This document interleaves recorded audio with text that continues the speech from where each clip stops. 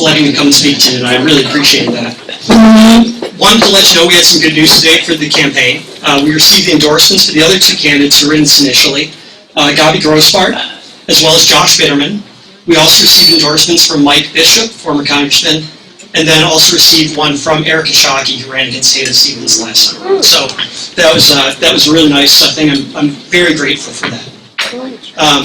Thank you. For those of you who aren't so familiar with the district, so because of redistricting, we have Haley Stevens and Andy Levin are going to have to run against one another, both sitting Democrat incumbents.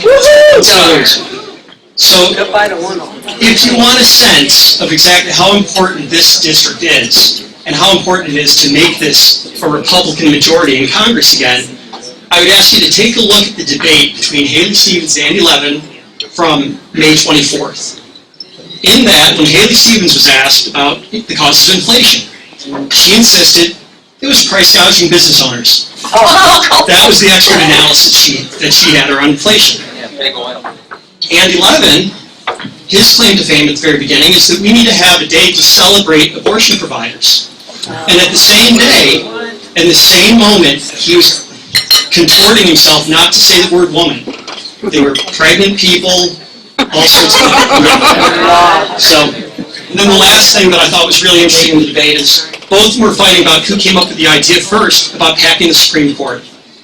So how do we make the last branch of government that is the least political, how do we make it political? How do we stack it with people that Biden wants in there? All of those things are the reasons that I'm running, but I'll tell you one specific incident that really brought it home for me. My wife Ann is here with us in the audience. We have 3 children. One of those children is autistic, our son Patrick. And about 7 months into the pandemic, I came home and Patrick was lying on the kitchen floor doing sit-ups in front of a laptop computer on his Zoom PE class. I thought this is the stupidest thing I've ever seen. Yeah. But we felt completely helpless. And that was just one of the mandates that stripped us of our freedom, that had us doing things that just seemed ridiculous. They were being pushed on us from outside. And I thought, we've got to stop this from ever happening again. And that's when I decided to run. So I want to tell you just a little bit about myself, and then we'll talk about 3 priorities in Congress. So I grew up in the area. I grew up in Bloomfield Township, went to Brother Rice High School. After graduation, went to U.S. Military Academy at West Point. Graduated with a Bachelor of Science, and then served as a tank officer in the Army.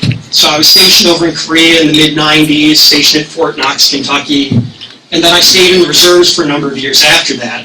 And but after I got off active duty, went to graduate school in New York and received an MBA from Columbia, as well as something called a Master of International Affairs, where I focused on Russian area studies.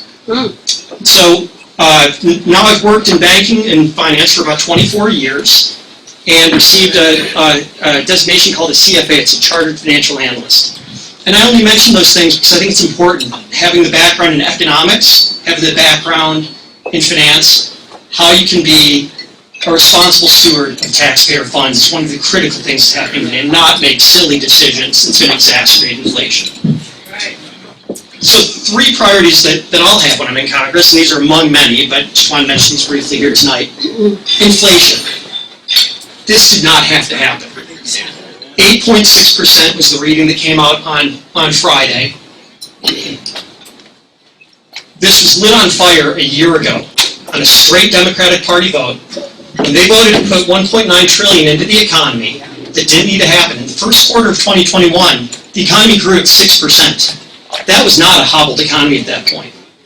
Larry Summers, who was the Treasury Secretary for Clinton and was on the Council of Economic Advisors for President Obama, not a Republican, he came out and said this would be the most irresponsible piece of legislation in a generation.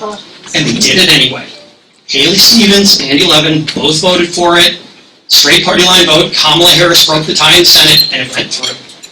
And then for 6 months, everybody in the administration, everyone in the Fed was saying we had transitory inflation, it's going to magically go away. And it didn't. So, what do we do about it? It's not going to be easy. Three points. No more reckless spending. No more wasteful spending, number 1. Number 2, we need to produce American energy as much as we possibly can at this point. We don't need to go begging around to Saudi Arabia, Venezuela, and Russia for our oil. And then third, we also need to have a Fed that is not politicized. So I don't know if you saw this, another person that was elected to the Federal Reserve just a couple of weeks ago, straight party line vote. She had a background in equity-focused economics. She wasn't going to do what was necessary. The Fed should have been raising rates a year ago, but Jerome Powell wanted a second term, and so we see what happened. Where now they're trying to play catch-up, and the market plummeted today, finally went to bear territory on the S&P 500, because they're saying that they might raise rates this Wednesday by maybe 0.75%. It's a lot. It's a lot. It's going to affect everything. It's going to affect our loans. Second thing I want to talk about is the border. The chaos at the border. So when I was in the Army Reserves, I was sent down to Douglas, Arizona, along the border with Mexico. The weekend that I was there were 4 shootings in a sleepy little town, 2 murders. My troops were there to support the construction and reinforcement of the border wall, and they actually walked out and, what, another minute? they actually found human remains out in the desert as well. So I saw firsthand how much human trafficking and drug smuggling impacted the border.